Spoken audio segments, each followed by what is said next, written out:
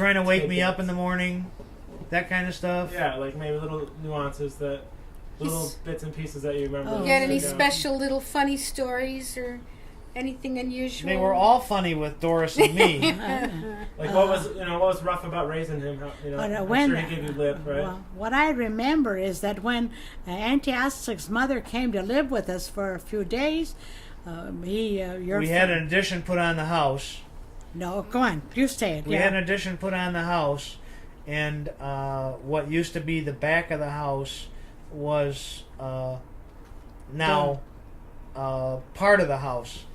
However, we never changed the outside locks on it, and when Aunt Asdghig's mother came to town, and she was kind of forgetful, when I was sleeping in the new addition, she would lock the door so I couldn't get back into the house. So you had to go around outside. Fortunately, there was another exit on the new addition. All the way around to the side door, and all the neighbors see him in his jammies. And I'll tell you how good Doris and I always got along. My bedroom was the end of the old house. Doris got the new addition. And day or night, she would always come through my room. It was her only entry from the house into my room, and it never bothered me once. And, especially when you were doing only your once homework. I locked her out. And if I came home real late, I would come through her door as opposed to waking up the parents, which really didn't happen very often. Sounds like an alibi too. We stuck up for each other. There was never any rivalry between the two because she always said I was adopted. That's right. I would turn it around and say, "No, you're the adopted one." But you weren't adopted. But I thought I was. Why did I say you were adopted? No, you never did. Doris and I did. Or why did you say that? Just No. Just there as was a a joke. reason. No. Well, other than you can't be the same part of the family as me. No, you were a Cesarean. That's why she used to call you that. Oh, is that what it was? Yeah, oh, yeah. Okay, I was Cesarean when And I was all the born. rest of us were Armenian. That's right. Oh, dear.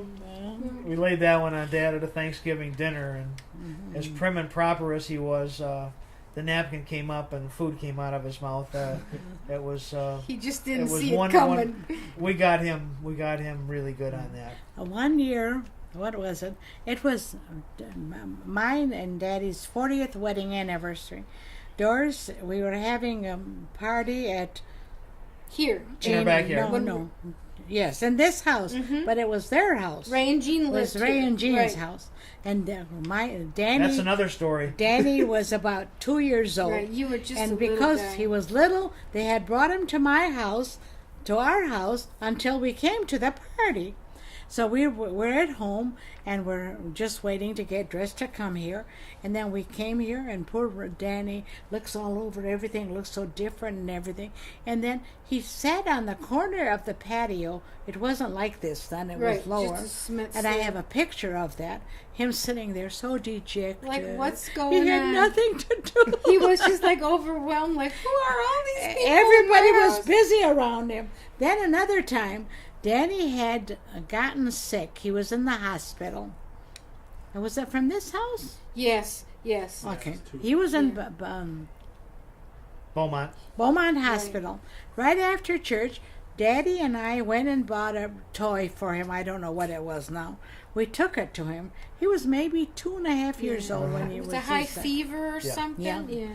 We went to the hospital. I gave him the toy, and he played with it for a while. Then we're going to say goodbye. We're going to leave. He picks up the toy and gives it to us. He thought we had just given it to him to play with.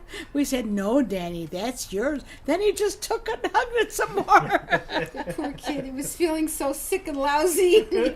Then one day we were in Glenhurst house, and the children were out at our house. They were going home, and Grandpa was kissing everyone goodbye, and he somehow or other took Mike a couple of times more than once. Trying He to get an hugged extra her. kiss here and there. Yeah, he did it.